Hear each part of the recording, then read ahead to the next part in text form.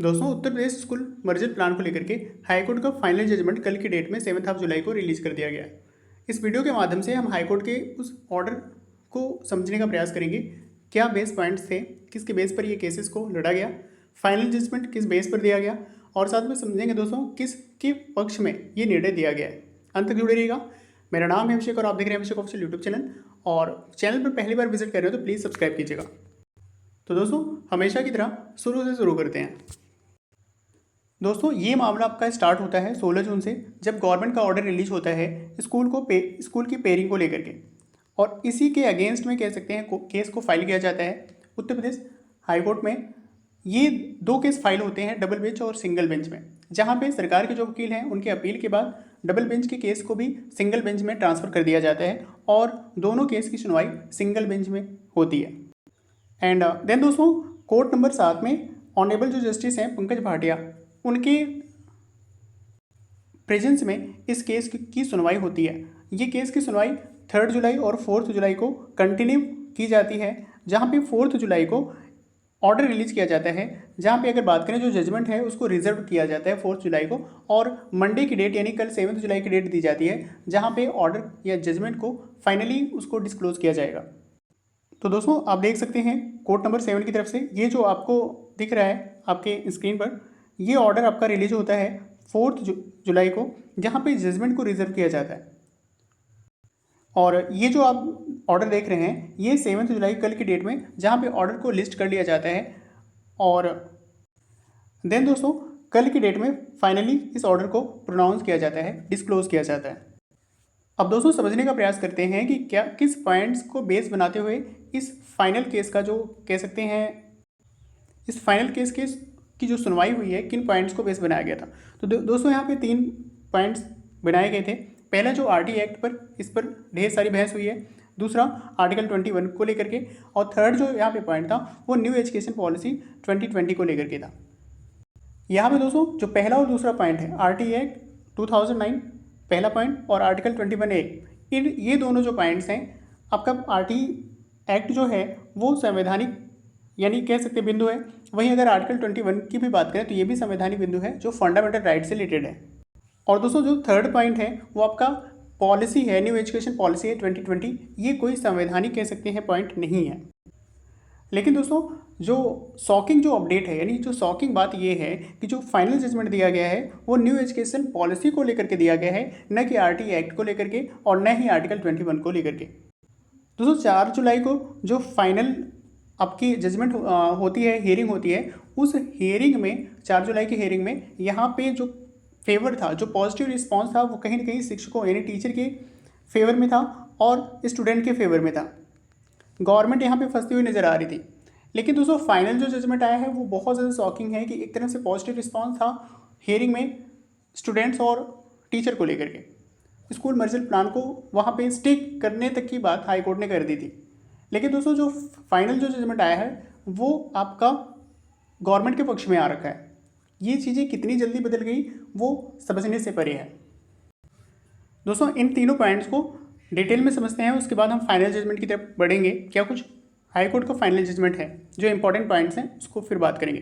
दोस्तों पहले पॉइंट की अगर बात करें जो आरटी एक्ट है, तो आरटी एक्ट की अगर बात करें तो 2009 में इसको रिलीज़ किया गया था, और अगर यूपी में अगर बात करें तो यूपी में इसको 2 साल बाद यानी आरटी एक्ट को 2011 में इसको रिलीज़ किया गया।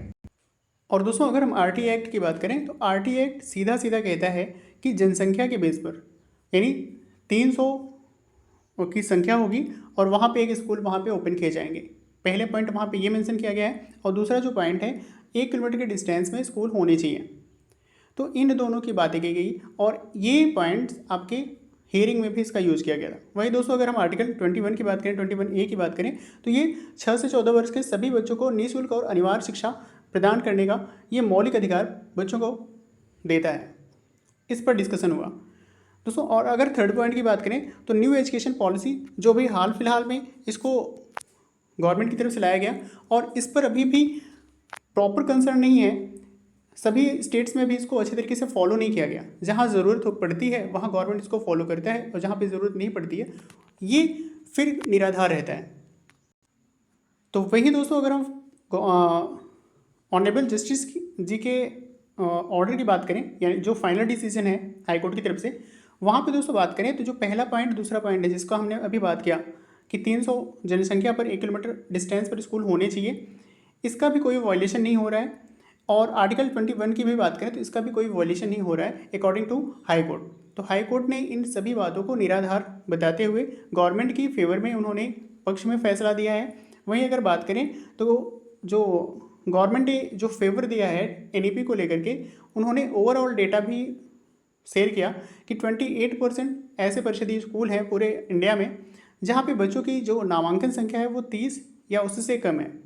और इसी को बेस बनाते हुए ये पॉइंट कह सकते हैं उन्होंने रखा और फाइनल जजमेंट जो दिया गया है वो गवर्नमेंट की फेवर में इसको दिया गया है।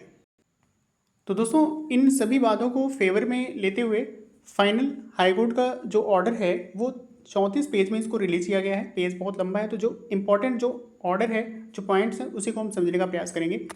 दोस्तों आप देख सकते हैं, तो ये आपका कह सकते हैं प्रोनाउंस ऑर्डर है जो रिलीज किया गया है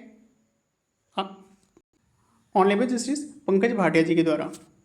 दोस्तों यहाँ पे अगर हम बात करें जो पॉइंट्स हैं 62, 63, 64 एंड 65, ये इंपॉर्टेंट पॉइंट्स हैं और इसी को बेस बनाते हुए फाइनल कह सकते हैं, अगर फाइनल जो ऑर्डर है यही पॉइंट्स हैं जो एक तरह से कह सकते हैं फाइनल जजमेंट की बात करते हैं।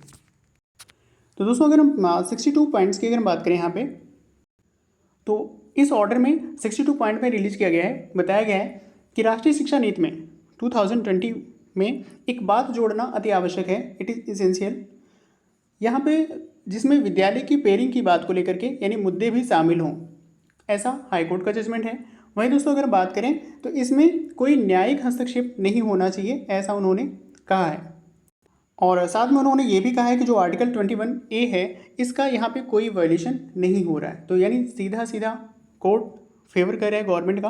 वहीं दोस्तों अगर 63 पॉइंट की अगर बात करें तो जो प्रस्तुत जो याचिका है वो निराधार है और तदनुसार इसको खारिज की जाती है। तो 63 पॉइंट में यहाँ पे देखिए खारिज होने की बात करी गई है, जिसको हमने हाईलाइट कर रखा है।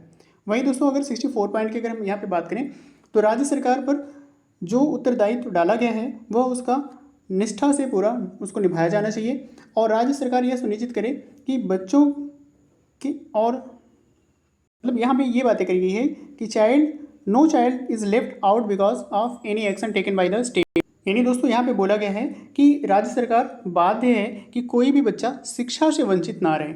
64 पॉइंट में ये चीज़ें मेंशन की गई हैं। वहीं दोस्तों अगर 65 पॉइंट की अगर बात करें तो बेसिक शिक्षा अधिकारी इनका दायित्व होगा, ये इनका कर्तव्य होगा कि वह सुनिश्चित करेंगे कि कोई भी बच्चा शिक्षा प्राप्त करने से वंचित ना हो। इसको लेकर के 65 पॉइंट में यहाँ पे चीज़ें मेंशन की गई हैं।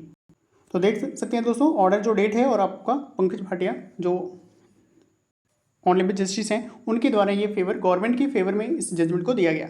वही दोस्तों बात करें तो जितने भी डिटेलिंग हुई थी 21 आर्टिकल और आरटी एक्ट को लेकर के, तो यहाँ पे जो जजमेंट है उन दोनों के पक्ष में नहीं है, यानी उन दोनों को निराधार बताते हुए वहाँ पे उन्होंने बात की कि कोई भी इसमें कह सकते हैं वायलेशन नहीं है दोनों पॉइंट्स का, ना ही आरटी एक्ट का और ना ही आर्टिकल 21A का। यहाँ पे गवर्नमेंट पूरी तरह से वो निष्पक्ष है और गवर्नमेंट खुद से डिसाइड कर सकती है, स्कूल मर्जर जो प्लान उनका है वो आगे कंटिन्यू कर सकते हैं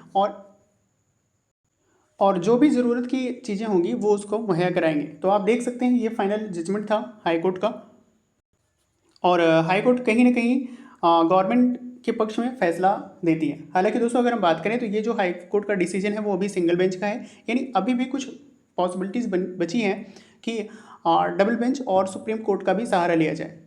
हालांकि जो चीज़ें अपडेटेड हैं तो गवर्नमेंट के पक्ष में हैं और अभी फाइनल गवर्नमेंट को एक और मौका मिल गया है कि वो खुले तरीके से स्कूल मर्जर प्लान को अब अप्लाई कर सकते हैं। तो दोस्तों ये कुछ था आज का अपडेट और ऐसे अपडेट आपको मिलते रहेंगे।